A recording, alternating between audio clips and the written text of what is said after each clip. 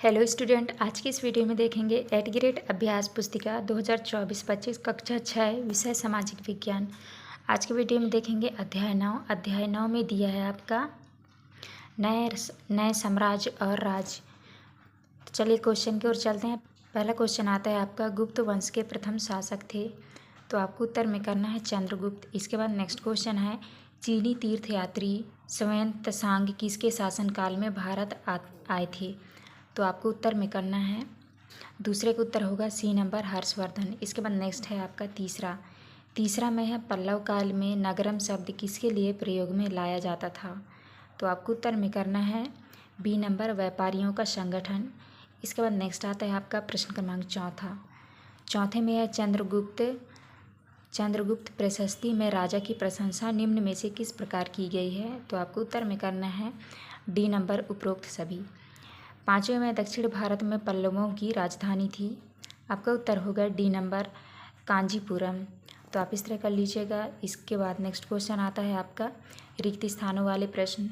तो पहले में भरना है आपको ऐतिहासिक, दूसरे में भरना है आपको एहोल, और तीसरे में भरना है आपको साकुलता, और चौथे में भरना है आपको आनंद, और पाँचवें में भरना है आपको कृष्णा और तुंगभद्रा।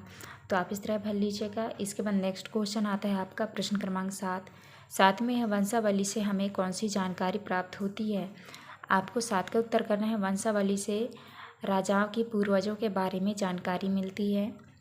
8वें में है, तो आपको 8 का उत्तर करना है, हर्षवर्धन के लेखक बाणभट्ट थे, इसमें हर्षवर्धन के बारे में जानकारी प्राप्त होती है।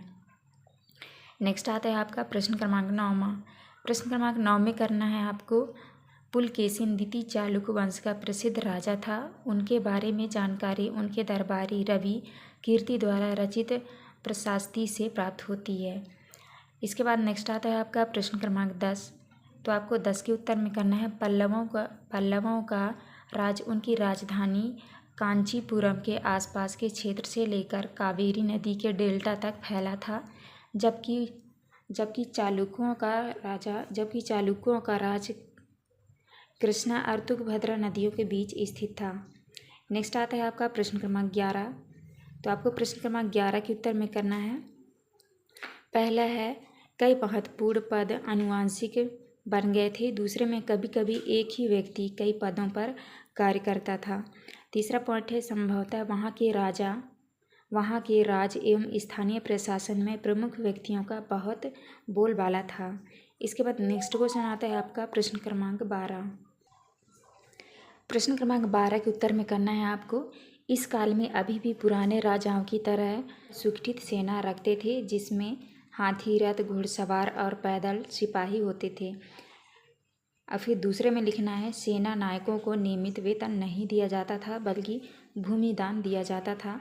तो आपको इस तरह करना है। इसके बाद नेक्स्ट आता है आपका प्रश्न क्रमांक 13, तो 13 के उत्तर में करना है आपको, पल्लव काल में सभा को आशय ब्राह्मण भूस्वामियों के संगठन से था।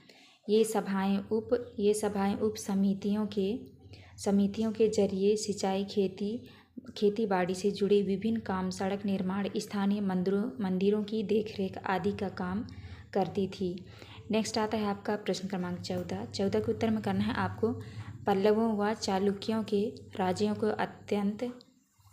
अतः राष्ट्रकूट तथा काल वंशों ने समाप्त कर दिया। इसके बाद है 15, तो 15 के उत्तर में करना है आपको, होशियार रोजमर्रा की चीज़ जैसे बर्तन, अखबार, खाने पीने का सामान आदि।